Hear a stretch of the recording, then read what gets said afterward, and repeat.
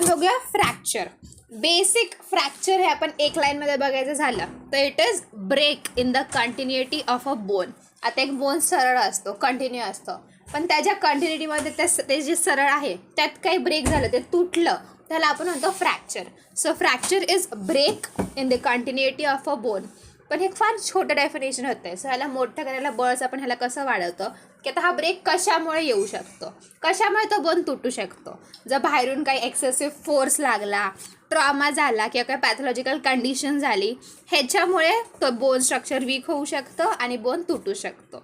So definition कसं सांगणार आपण 3 लाईनीमध्ये सांगायचं. पहिली line, fracture is break or disruption in the continuity of a bone resulting from excessive force, trauma किंवा pathological condition that weaken the bone structure. pathological conditions म्हणजे आपलं bone आहे तो वीक होणार आणि ह्याच्यामुळे फ्रॅक्चर होणार.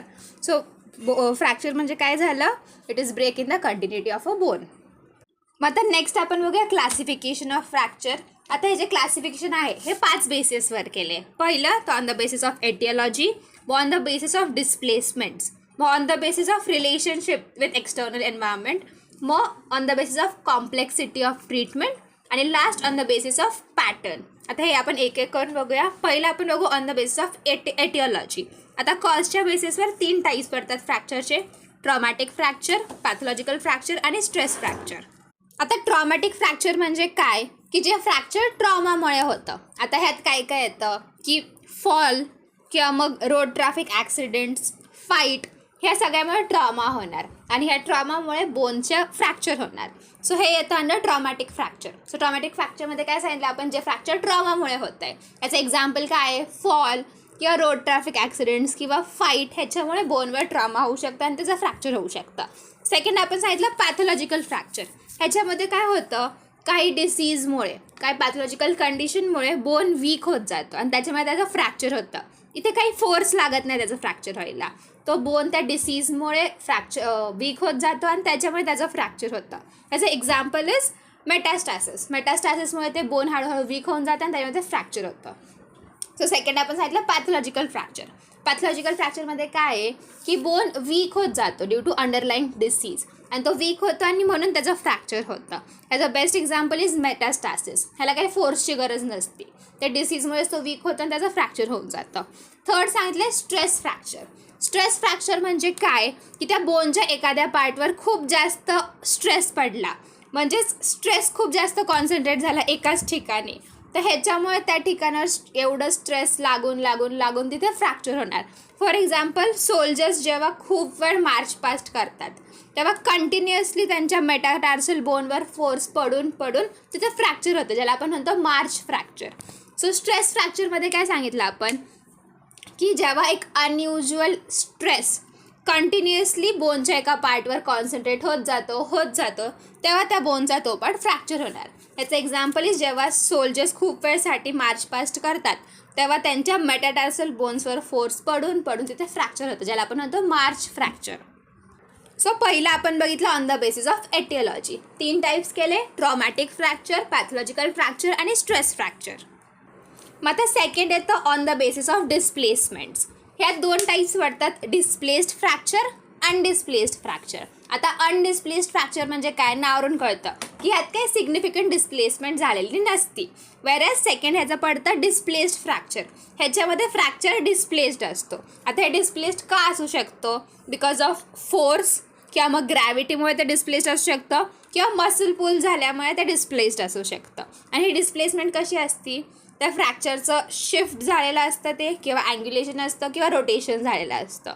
So on the basis of displacements 2 types पडतात: अनडिस्प्लेस्ड फ्रॅक्चर, ज्याच्यामध्ये काही सिग्निफिकंट डिस्प्लेसमेंट झालेली नसती. सेकंड, डिस्प्लेस्ड फ्रॅक्चर, ह्याच्यामध्ये फ्रॅक्चर डिस्प्लेस्ड असतं. हे कशामुळे असू शकतं, फोर्समुळे, ग्रॅव्हिटीमुळे किंवा मग मसल पुल झालं, त्या फ्रॅक्चरच्या फ्रॅगमेंट्सवर काही मसल पुल झालं त्याच्यामुळे डिस्प्लेसमेंट असू शकते. आणि ही डिस्प्लेसमेंट कशी असते, शिफ्ट झालेलं असू शकतं, अँग्युलेशन असू शकतं किंवा रोटेशन असू शकतं. आणि इथे आपण जे सारखं डिस्प्लेसमेंट म्हणतोय त्याचा अर्थ काय आहे की जे बोन आहे ते नॉर्मल अलाइनमेंटपासून एका साईडला ओढल्या गेले, ते नॉर्मल अलाइनमेंटमध्ये नाही आहे सरळ, ते एका साईडला ओढले गेले, त्यामुळे त्याला आपण डिस्प्लेस्ड म्हणतोय. मग आता थर्ड कॅटेगरी येते आपलं on the basis of relationship with the external environment. ह्याच्यात दोन टाईप्स पडतात, क्लोज्ड फ्रॅक्चर आणि ओपन फ्रॅक्चर. आता क्लोज्ड फ्रॅक्चर म्हणजे काय, नावावरून कळते की ह्याच्यात this fracture is not communicating with the external environment. म्हणजे फ्रॅक्चरच्या वरची जी स्किन आहे, त्याच्यावरचे जे सॉफ्ट टिश्यूज आहेत ते एकदम इंटॅक्ट असतात, त्यामुळे ह्याला आपण म्हणतो closed fracture. So closed fracture म्हणजे काय की the fracture is not communicating with the external environment. का, कारण त्या फ्रॅक्चरच्या वरची स्किन, त्याच्यावरचे सॉफ्ट टिश्यूज आर एकदम इंटॅक्ट. मग आता ह्याच्यात सेकंड टाईप येतं ओपन फ्रॅक्चर्स. आता ओपन फ्रॅक्चर्स म्हणजे काय की जे फ्रॅक्चर आहे त्याच्या वरची जी ओव्हरलाईंग स्किन आहे, सॉफ्ट टिश्यूज आहेत, त्याच्यामध्ये ब्रेक आला आहे, ह्याच्यामुळे the fracture is communicating with the external environment. ठीक आहे, सेम डेफिनेशन सांगायचं दोन्हीकडे. तिकडे काय होतं, the fracture is not communicating with the external environment. इथे काय होतं आहे, the fracture is communicating with the external environment. तिथे काय होतं, वरची जी स्किन आहे आणि सॉफ्ट टिश्यूज आहेत ते इंटॅक्ट आहेत. इथे काय झालं आहे, वरच्या स्किनमध्ये आणि सॉफ्ट टिश्यूजमध्ये ब्रेक आला आहे, त्याच्यामुळे fracture is communicating with the external environment. आता इथे आपण म्हणतोय की सॉफ्ट टिश्यू आणि स्किनमध्ये ब्रेक आला आहे. आता ते डिपेंड्स की हा ब्रेक इंटर्नली आला आहे का एक्सटर्नली आला आहे. त्याच्या बेसिसवर ओपन फ्रॅक्चरचे दोन टाईप्स पडतात की इंटर्नली ओपन आणि एक्सटर्नली ओपन. आता ह्या नावावरूनच कळतं इंटर्नली ओपन म्हणजे काय की हा ब्रेक आतून आला आहे. म्हणजे आता आत फ्रॅक्चर झालं, त्या फ्रॅक्चरचे जे एंड पीसेस आहेत ते शार्प असणार, हे त्या स्किनमध्ये पिअर्स करणार आतून आणि त्यामुळे ओपन फ्रॅक्चर होणार. म्हणजे आतून प्रेशर येतं आहे, आतून इन्सिजन घेतल्यासारखं होतं आणि त्याच्यामुळे ती स्किन ओपन होती आहे. चला आपण म्हणतो internally open which is open from within. आणि सेकंड आपण म्हणतो एक्सटर्नली ओपन. एक्सटर्नली ओपनमध्ये काय होतं की बाहेरून ज्या ऑब्जेक्टमुळे आपल्याला फ्रॅक्चर होतं आहे ते ऑब्जेक्ट काय करतं, ते आधी स्किनमध्ये लॅसरेट करतं, मग सॉफ्ट टिश्यूजमध्ये, आणि मग ते बोनला ब्रेक करतं. सो ह्याला आपण म्हणतो एक्सटर्नली ओपन. म्हणजे हे बाहेरून होतं आहे, हा जो ब्रेक येतो आहे स्किनमध्ये वगैरे, सॉफ्ट टिश्यूजमध्ये वगैरे, तो बाहेरून येतो आहे. सो काय केलं आपण, ओपन फ्रॅक्चरचे दोन टाईप्स पडतात ऑन द बेसिस ऑफ की स्किन आणि जे सॉफ्ट टिश्यूज आहेत ते कुठून खराब होत आहेत, आतून की बाहेरून. जर आतून होत असतील ते कशामुळे होत आहेत की फ्रॅक्चरचे जे तुकडे आहेत त्याचे जे एंड पीसेस आहेत ते शार्प आहेत. सो ते स्किन थ्रू पिअर्स करतायत आणि ओपन फ्रॅक्चर कॉज करतायत. ते स्किन थ्रू पिअर्स करून ते इथं ओपन फ्रॅक्चर होतं, ज्यामुळे आपलं जे फ्रॅक्चर आहे that is communicating with the external environment. Whereas एक्सटर्नलमध्ये काय होतं आहे, ज्या ऑब्जेक्टमुळे आपल्याला फ्रॅक्चर होतं आहे तर ऑब्जेक्ट काय करतो आहे, पहिला स्किनला लॅसरेट करतो आहे, मग सॉफ्ट टिश्यूजला आणि मग बोनला ब्रेक करतो आहे. त्यामुळे एक्सटर्नली ते सगळं स्किन, सॉफ्ट टिश्यूज ब्रेक होत चाललं आहे आणि त्याच्यामुळे ओपन फ्रॅक्चर होतं आहे. सो काय झालं, आपण थर्ड कॅटेगरी आपण बघितली on the basis of relationship with the external environment. ह्या दोन पडतात, क्लोज्ड फ्रॅक्चर्स, ओपन फ्रॅक्चर्स. मग ओपन फ्रॅक्चरमध्ये पण दोन types, internally open fracture, externally open fracture. मग आता फोर्थ येतं on the basis of complexity of treatment. आता ह्याच्यात पडतात दोन टाईप्स, सिम्पल फ्रॅक्चर आणि कॉम्प्लेक्स फ्रॅक्चर. नावावरून कळतंय सिम्पल फ्रॅक्चरमध्ये काय होतं की हा फ्रॅक्चर जे आहे ते दोन पीसेसमध्ये होतं.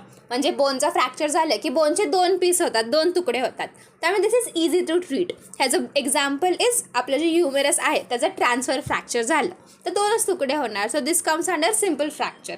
वेरॅज कॉम्प्लेक्स फ्रॅक्चरमध्ये काय होतं, बोनचं फ्रॅक्चर झाल्यावर मल्टिपल पीसेसमध्ये बोनचे तुकडे होतात, त्यामुळे this is difficult to treat. ह्याचं example is comminuted fracture of tibia. टिबियामध्ये जे कम्युनिटेड फ्रॅक्चर होतं म्हणजेच बोनचे फार तुकडे होतात, दोन तुकडे नाही होत, मध्ये जो पार्ट तुटला आहे त्याचे फार तुकडे होतात. This is complex fracture. So on the basis of complexity of treatment दोन टाईप्स पडले, simple fracture, complex fracture. Simple fracture म्हणजे काय की बोनचे दोन तुकडे होतात, so it is easy to treat. ह्याचं एक्झाम्पल इज ह्युमेरसचं ट्रान्सवर्स फ्रॅक्चर. मग नेक्स्ट आपण सांगितलं कॉम्प्लेक्स फ्रॅक्चर. कॉम्प्लेक्स फ्रॅक्चर म्हणजे काय की फ्रॅक्चर झाल्यावर मल्टिपल पीसेस होतात, त्यामुळे it is difficult to treat. ह्याचं एक्झाम्पल इज टिबियामध्ये कम्युनिटेड फ्रॅक्चर.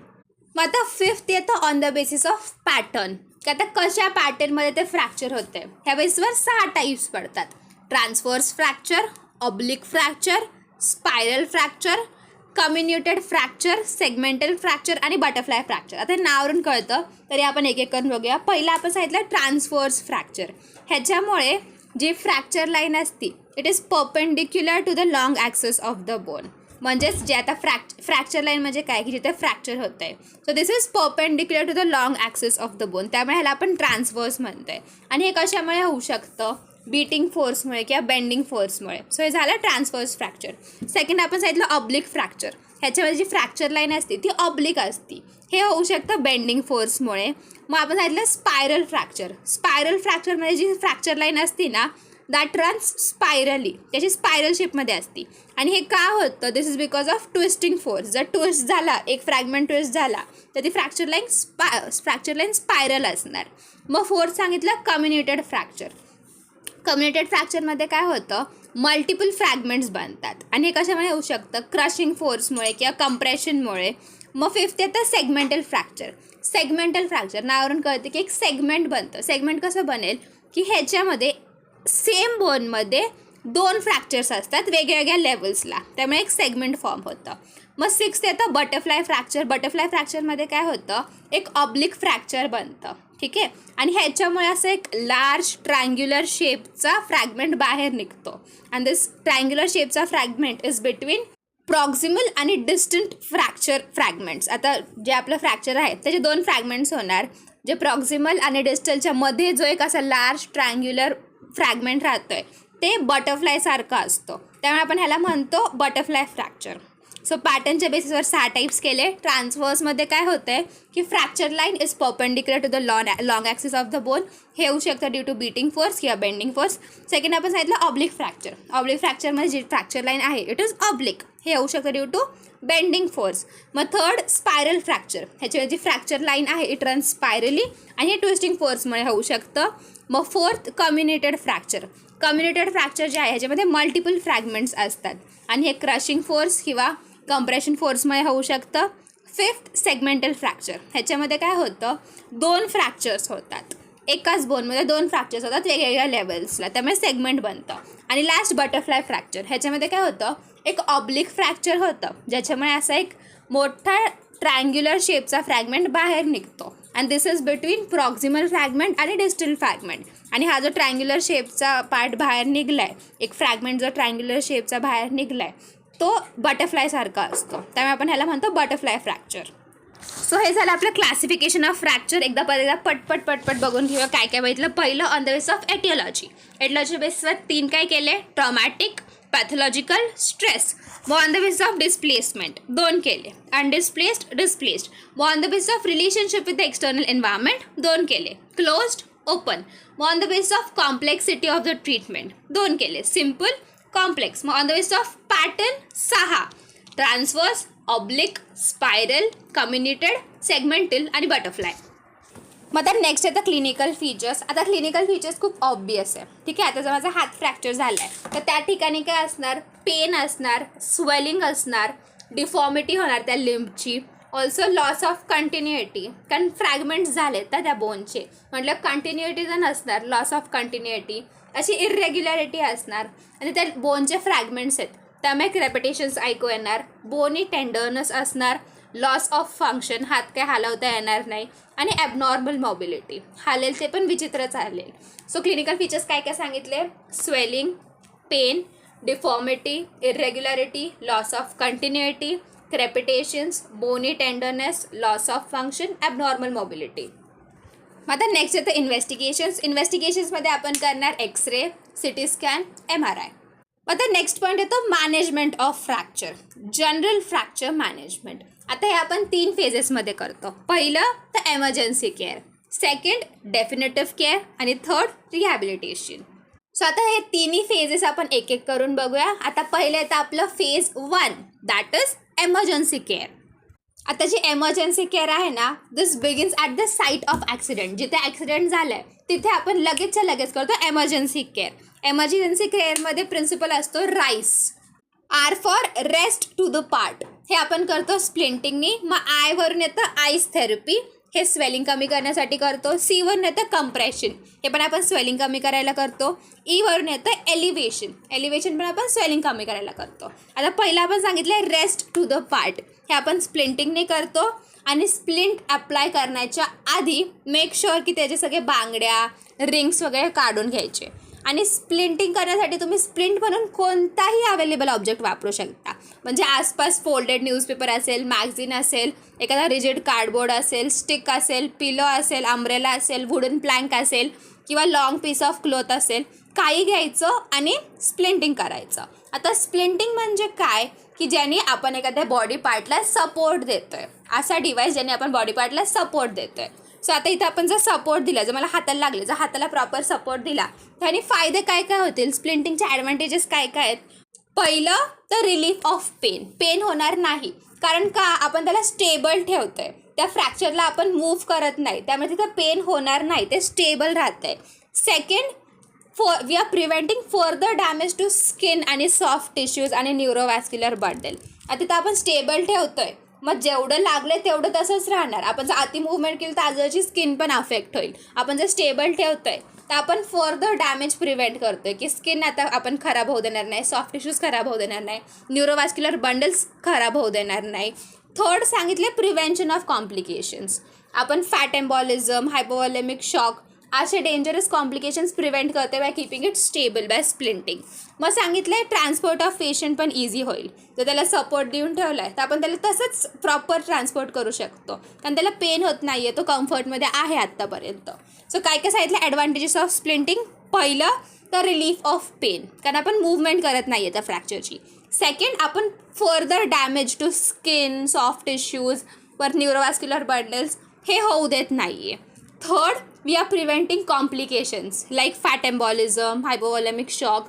आणि फोर्थ, स्प्लिंटिंग केल्यामुळे पेशंटचं ट्रान्सपोर्टेशन फार इझी होतं. मग आता आपण सेकंड सांगितलेलं राईस, आरवरून झालं रेस्ट टू द पार्ट, आयवरून येतं आईस थेरपी. आईस थेरपीला काय सांगितलं की जो इंजर्ड पार्ट आहे लगेच तिथे आईस अप्लाय करून टाकायचं. ह्याने काय होईल, पेन कमी होईल, स्वेलिंग कमी होईल. यासाठी काय करायचं, क्रश्ड आईस घ्यायचा पॉलिथिन बॅगमध्ये आणि पॉलिथिन बॅग कवर करायची इथं वेट क्लॉथ आणि हे अप्लाय करायचं इंजर्ड पार्टला. सो आईस थेरपीमध्ये काय सांगितलं, immediate application of ice at the injured site. ह्याने काय होईल, पेन आणि स्वेलिंग कमी होईल. हे कसं करायचं, पॉलिथिन बॅगमध्ये क्रश्ड आईस घ्यायचं, मग वेट क्लॉथ घ्यायचं, तर ती पॉलिथिन बॅग ठेवायची आणि हे इंजर्ड साईडला अप्लाय करायचं. थर्ड येतं राईस, सीवरून येतं कंप्रेशन. इथे काय सांगितलं आहे, इंजर्ड पार्टवर क्रेप बँडेज बांधायचं आणि you have to make sure हे क्रेप बँडेज जास्त टाईट नसलं पाहिजे. मग फोर्थ सांगितलं एलिव्हेशन. ह्यात काय करायचं, ज्या काही लिम्बला फ्रॅक्चर झाला आहे त्या लिम्बला एलिव्हेट करायचं above the level of heart. So हे झालं आपलं फेज 1. फार इझी होतं phase 1. This begins at the site of accident आणि ह्याचा प्रिन्सिपल असतो RICE, rest to the part, ice therapy, compression आणि एलिव्हेशन. सो हे झालं आपलं phase 1, that is emergency care. मग आता येतं आपलं phase 2, that is definitive care. आता डेफिनेटिव्ह केअरमध्ये 3 फंडामेंटल प्रिन्सिपल्स असतात, रिडक्शन, इमोबिलायझेशन आणि प्रिझर्वेशन ऑफ फंक्शन. आता आपण एक एक करून बघूया. पहिलं येतं रिडक्शन. आता रिडक्शन म्हणजे काय, ही एक अशी टेक्निक आहे ज्याने आपण जे डिस्प्लेस झालेलं फ्रॅक्चर आहे त्याला प्रॉपर अलाइनमेंटमध्ये परत आणतो. म्हणजे जे डिस्प्लेस झालं आहे त्याला परत त्याच्या नॉर्मल अलाइनमेंटमध्ये आणणं, त्यालाच आपण म्हणतो रिडक्शन. आता हे जे रिडक्शन आहे ते आपण नॉन ऑपरेटिव्हली करतो किंवा ऑपरेटिव्हली करतो. ह्यालाच आपण म्हणतो क्लोज रिडक्शन आणि ओपन रिडक्शन. आता हे जे रिडक्शन आहे ना, हे सगळ्या फ्रॅक्चर्समध्ये नसतं करायचं. हे आयदर डिस्प्लेस्ड फ्रॅक्चरमध्ये करायचं असतं किंवा रोटेशनल डिफॉर्मिटी झालेल्या फ्रॅक्चर्समध्ये करायचं असतं.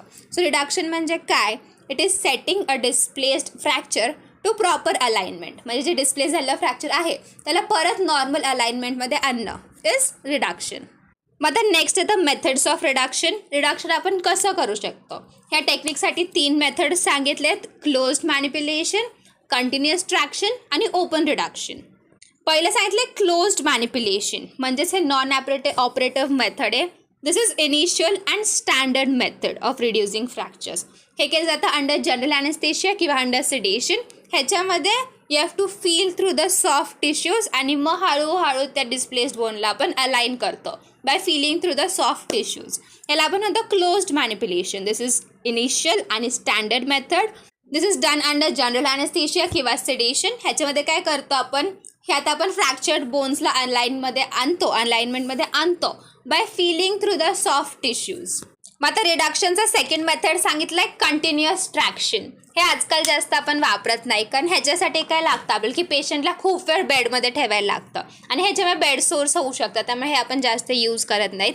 ह्याच्यामध्ये काय केलं जातं, जो फ्रॅक्चर्ड लिम्ब आहे ज्याच्यामध्ये डिस्प्लेसमेंट झालं आहे, that limb is continuously pulled against muscle force, म्हणजेच पाय आपला आता लिंब पायामध्ये झालं आहे तर त्याला उचलून घेतलं जातं. मसल फोर्स जर लेफ्ट साईड लागतोय तर राईट साईडने ते एकदम कंटिन्युअसली त्याला ओढून ठेवलं जातं, सो दॅट लॉंग टाईमपर्यंत ते ओढून राहिल्यामुळे तो प्रॉपर अलाइनमेंटमध्ये येईल. तो बोन त्याचे फ्रॅक्चर्ड पार्ट आहे ते प्रॉपर अलाइनमेंटमध्ये येईल due to continuous pulling against the muscle force. So हे झालं कंटिन्युअस ट्रॅक्शन. कंटिन्युअस ट्रॅक्शन आजकाल आपण करत नाही, कारण पेशंटला फार वेळ बेडमध्ये ठेवायला लागतं आणि ह्याच्यामुळे बेड सोर्स होऊ शकतात. हे कसं करतो आपण, ह्याच जो डिस्प्लेस्ड फ्रॅक्चर्ड लिम्फ आहे त्याला आपण कंटिन्युअसली पुल करतो अगेन्स्ट द मसल फोर्स. मग थर्ड मेथड येतो ओपन रिडक्शन. ओपन रिडक्शन आपण कधी करतो, जेव्हा क्लोज रिडक्शन फेल होतं, क्लोज रिडक्शन करता येत नाही, किंवा जेव्हा ओपन फ्रॅक्चर्स असतात ते आपल्याला ओपन रिडक्शन करावं लागतं. यात we do reduction under direct vision, आणि ह्यालाच ओपन रिडक्शनलाच आपण म्हणतो ऑरेफ. ऑरेफ म्हणजे open reduction and internal fixation. ORIF म्हणजे काय, open reduction and internal fixation. So open reduction कधी करतो, जेव्हा क्लोज रिडक्शन फेल होतं किंवा ओपन फ्रॅक्चर असतं. आणि ह्यात काय करतो, this is done under direct vision. समोर दिसतंय त्याला रिड्यूस करायचं आहे, ह्यालाच आपण म्हणतो ORIF, open reduction and internal fixation. मग आता डेफिनेटिव्ह केअरमध्ये सेकंड प्रिन्सिपल येतो इमोबिलायझेशन. इमोबिलायझेशन आपण का करतो, आता आपण पहिल्या स्टेपमध्ये बोनला रिड्यूस केलं, फ्रॅक्चरला रिड्यूस केलं. आता ते रिड्यूस्ड पोझिशनमध्ये त्याला तसंच ठेवायसाठी आपण इमोबिलायझेशन करतो. So immobilisation is done to maintain the bones in the reduced position. आता बोन्सला आपण रिड्यूस करून सरळ अलाइनमेंटमध्ये आणलं, पण ते परत हालू शकतं ना. सो त्यासाठी आपण इमोबिलायझेशन करतो, सो दॅट त्यांना त्याच अलाइनमेंटमध्ये मेंटेन करून ठेवायला. हे आपण एक्सटर्नली करू शकतो बाय अप्लाइंग प्लास्टर, आपण इंटरनली पण करू शकतो by using rods, plates, screw. आणि आता हे जे इमोबिलायझेशन करतो ते आपण नॉन ऑपरेटिव्ह करतो किंवा ऑपरेटिव्ह करतो. आता हे दोन्ही पण आपण बघूया. सो इमोबिलायझेशन म्हणजे काय सांगितलं, this is done to maintain the bones in the reduced position. हे आपण एक्सटर्नली करू शकतो by using plaster. Internal fixation करू शकतो युझिंग रॉड्स, प्लेट्स, स्क्रू. आणि मग इमोबिलायझेशनचे दोन मेथड्स आहेत, नॉन ऑपरेटिव्ह, ऑपरेटिव्ह. पहिला आपण बघूया नॉन ऑपरेटिव्ह. नॉन ऑपरेटिव्हमध्ये 3 गोष्टी करतो आपण, स्ट्रॅपिंग किंवा मसलिंग किंवा कास्ट इमोबिलायझेशन. स्ट्रॅपिंग म्हणजे काय, जो फ्रॅक्चर्ड पार्ट आहे त्याला ॲडजस्टंट पार्टसोबत स्ट्रॅप करून घ्यायचं, बांधून टाकायचं. फॉर एक्झाम्पल जेव्हा फॅलिंग्स फ्रॅक्चर होतं, आपल्या बोटांचे जे डिजिट्स आहेत तिथल्या त्या बोन्समध्ये जेव्हा फ्रॅक्चर होतं तेव्हा आपण काय करतो, ज्या फिंगरमध्ये फ्रॅक्चर झालं आहे त्या फिंगरला ॲडजस्टंट नॉर्मल फिंगरसोबत स्ट्रॅप करून टाकतो, ह्याला आपण म्हणतो स्ट्रॅपिंग. सो स्ट्रॅपिंगमध्ये काय करतो, जो फ्रॅक्चर्ड पार्ट आहे त्याला आपण ॲडजस्टंट बॉडी पार्टसोबत स्ट्रॅप करून टाकतो. फॉर एक्झाम्पल फॅलिंग्स फ्रॅक्चर, ह्याच्यामध्ये ज्या फिंगरमध्ये फ्रॅक्चर झालं आहे त्या फिंगरला आपण ॲडजस्टंट नॉर्मल फिंगरसोबत स्ट्रॅप करतो. सेकंड सांगितले स्लिंग. जेव्हा आता अप्पर एक्स्ट्रीमिटीमध्ये फ्रॅक्चर होतं तेव्हा आपण हे स्लिंग वापरतो. स्लिंग म्हणजे काय, तुम्ही बघितलं असेल असं कापडाचं एक असतं, म्हणजे ज्यात तुम्ही प्लास्टर वगैरे नाही लावत आहे, पण प्लास्टरमध्ये कसं हात ठेवतो आपण, गळ्यात बांधून ठेवतो, तसंच हे एक असतं, त्याला आपण म्हणतो स्लिंग. हे आपण कधी करतो, जे आपल्याला इमोबिलायझेशन जास्त नको आहे पण फक्त पेन रिलीफ करायचं आहे, अशा केसमध्ये आपण स्लिंग यूज करतो. फॉर एक्झाम्पल जेव्हा क्लॅविकलचं फ्रॅक्चर असतं तेव्हा आपण ट्रायंग्युलर स्लिंग वापरतो. ठीक आहे. सो स्लिंगमध्ये काय सांगितलं आहे, जेव्हा अप्पर एक्स्ट्रीमिटीचा फ्रॅक्चर असतो तेव्हा आपण स्लिंग वापरतो and this is done to relief pain जेव्हा strict immobilisation is not necessary. आणि ते एक्झाम्पल दिलं आहे triangular sling in case of fracture of clavicle. मग नॉन ऑपरेटिव्ह मेथड्समध्ये थर्ड येतं कास्ट इमोबिलायझेशन. हे सगळ्यात कॉमनेस्ट मेथड आहे फॉर इमोबिलायझेशन आणि ह्यात आज सगळ्यात popularly commonly used is POP, that is plaster of Paris. आणि आजकाल फायबर ग्लास कास्टिंग पण वापरलं जातं. फायबर ग्लास कास्टिंग हे ड्युरेबल आहे, लाईट वेट आहे आणि रेडिओल्युसेंट आहे. आता आपण POP आधी बघून घेऊया. POP is plaster of Paris आणि ते जेव्हा ड्राय फॉर्ममध्ये असतं तेव्हा इट इज CaSO4 आणि ½ H2O. आणि प्लास्टर ऑफ पॅरिसलाच आपण म्हणतो जिप्सम सॉल्ट. ठीक आहे, जिप्सम सॉल्ट. आता हे ड्राय फॉर्ममध्ये असतं CaSO4 ½ H2O. जेव्हा ह्यात पाणी मिक्स केलं जातं आणि त्याला वेट केलं जातं तेव्हा ते होतं CaSO4.2 H2O. ठीक आहे. आणि ही जी रिॲक्शन आहे फ्रॉम ड्राय टू वेटिंग हे एक्झोथर्मिक रिॲक्शन आहे आणि हे इरिव्हर्सिबल आहे. आता प्लास्टरला आपण ओलं केलं मग त्याला आपण एका शेपमध्ये दिलं तर ते सेट होतं आणि ड्राय झालं तर तो शेप घेऊन टाकतो. ठीक आहे. आता सेट व्हायला किती वेळ लागेल, this depends on quality of the plaster आणि तुम्ही पाण्याचं टेम्परेचर किती ठेवताय ह्या बेसिसवर ते सेट होतं. ठीक आहे. सो कास्ट मोबिलायझेशनमध्ये काय सांगितलं, कास्ट इमोबिलायझेशन हे कॉमनेस्ट मेथड आहे फॉर इमोबिलायझेशन. ह्यासाठी आपण POP वापरतो, that is plaster of Paris. Plaster of पॅरिसलाच आपण म्हणतो जिप्सम सॉल्ट. आणि हे जेव्हा ड्राय फॉर्ममध्ये असतं तेव्हा it is CaSO4 dot half H2O, calcium sulphate dot half H2O. आणि त्यात आपण पाणी मिक्स केलं की it becomes CaSO4 dot 2H2O. आणि ही एक एक्झोथर्मिक रिॲक्शन आहे आणि दिस इज इरिव्हर्सिबल. आणि फ्रॅक्चरला आपण एक शेप देऊन ठेवला की ते ड्राय झाले तो शेप घेतो, पण त्याला सेट व्हायला किती टाईम लागेल, त्याचा जो सेटिंग टाईम आहे इट डिपेंड्स ऑन प्लास्टरची क्वालिटी आणि किती टेम्परेचरचं पाणी घेताय तुम्ही ते. आता नेक्स्ट सांगितले यूज ऑफ प्लास्टर. आता हे आपण 2 फॉर्म्समध्ये यूज करू शकतो, स्लॅब फॉर्म किंवा मग कास्ट, म्हणजेच POP स्लॅब किंवा POP कास्ट. आता POP स्लॅब म्हणजे काय, आपल्या लिम्बचं जे सर्कम्फरन्स आहे त्यातल्या फक्त थोड्याशा पार्टला आपण प्लास्टरने कवर करतो. This is done for immobilisation of soft tissue injuries. हे करतो आपण POP स्लॅबने. मग नेक्स्ट सांगितले POP कास्ट. POP कास्ट म्हणजे काय की लिम्बचा अख्खा सर्कम्फरन्स कवर करतो आपण. ठीक आहे. सो प्लास्टर ऑफ पॅरिस कसा वापरतो आपण 2 फॉर्म्समध्ये, POP स्लॅब आणि POP कास्ट. POP स्लॅब म्हणजे लिम्बच्या सर्कम्फरन्सचा फक्त एक पार्ट आपण कवर करतो. This is done in immobilisation of soft tissue injuries. POP कास्टमध्ये आपण लिम्बचा अख्ख्या सर्कम्फरन्सवर प्लास्टर अप्लाय करतो. मग आता next the complications of plaster treatment. आता प्लास्टर ऑफ पॅरिसनी कवर केल्यामुळे काय काय कॉम्प्लिकेशन्स येऊ शकतात. पहिलं तर जर तुम्ही खूपच टाईट केलं तर इम्पेअरमेंट of circulation. Second, plaster source.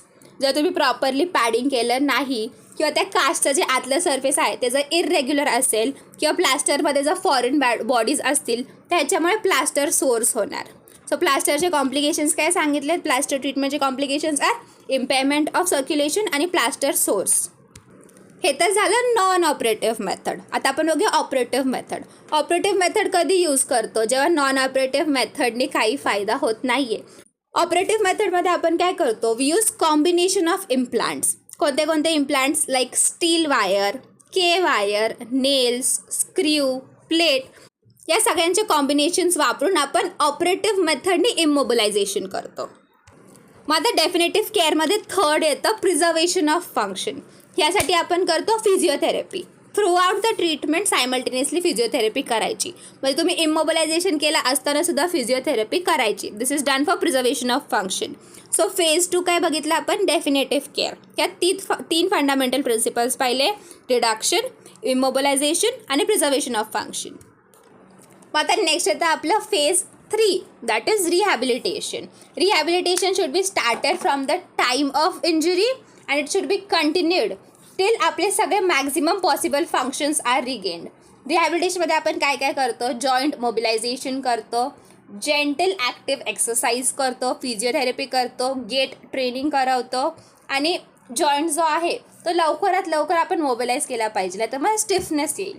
So phase 3 आपण सांगितलं रिहॅबिलिटेशन. रिहॅबिलिटेशनमध्ये काय सांगितलं आहे, it should be started at the time of injury and it should be continued तिला आपले सगळे maximum possible functions are regained. ह्यात काय काय करतो, physiotherapy, gentle active exercise, joint mobilisation आणि गेट ट्रेनिंग.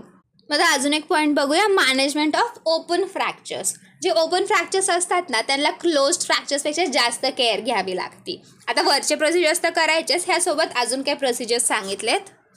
सो ओपन फ्रॅक्चरमध्ये आपण काय करतो, प्रॉपर वुंड केअर घ्यायची, अप्रोप्रिएट अँटीबायोटिक्स द्यायचे, TTचं इंजेक्शन द्यायचं, ॲनल्जेसिक्स द्यायचं आणि जर लागलं तर बोन ग्राफ्टिंग करायचं. मग आता एक पॉईंट येतो फ्रॅक्चर हिलिंग. हे आता फक्त आपण वाचून घेऊया पटपट. फ्रॅक्चर हिलिंगमध्ये 5 स्टेजेस येतात. Stage of haematoma, stage of granulation tissue, stage of callus formation, stage of remodelling आणि स्टेज ऑफ मॉडेलिंग. आता पहिलं येतं स्टेज ऑफ हिमॅटोमा. ह्यात काय सांगितलं आहे, blood leaks out through torn vessels of bone and forms haematoma around the fracture. The periosteum and local tissues are stripped from the fracture ends. Second सांगितलं आहे stage of granulation tissue.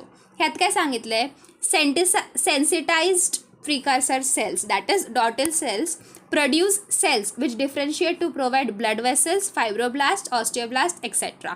मग third आहे the stage of callus formation. ह्यात सांगितलं आहे mineralization of the granulation tissue, callus radiologically visible, fracture clinically unite, no more mobile.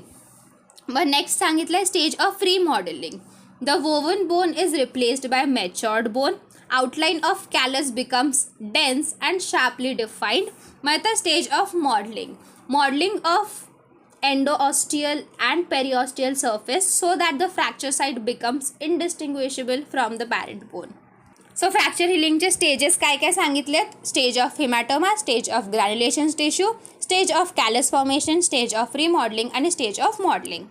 So हे झालं आपलं फ्रॅक्चर. फ्रॅक्चरच्या मॅनेजमेंटमध्ये आपण काय काय बघितलं. 3 फेजेस असतात. Emergency care, definitive care, rehabilitation. Emergency केअरमध्ये येतं RICE, rest to the part, ice therapy, compression, elevation. Definitive केअरमध्ये येतात 3 principles. Reduction, immobilisation, preservation of function. रिडक्शनमध्ये आपण करतो closed manipulation, continuous traction, open reduction. इमोबिलायझेशनमध्ये आपण करतो non operative method, operative method. Non ऑपरेटिव्हमध्ये येतं स्ट्रॅपिंग, स्लिंग आणि कास्ट इमोबिलायझेशन. मग लास्ट करतो आपण प्रिझर्वेशन ऑफ फंक्शन आणि फेज 3 सांगितलं आहे रिहॅबिलिटेशन.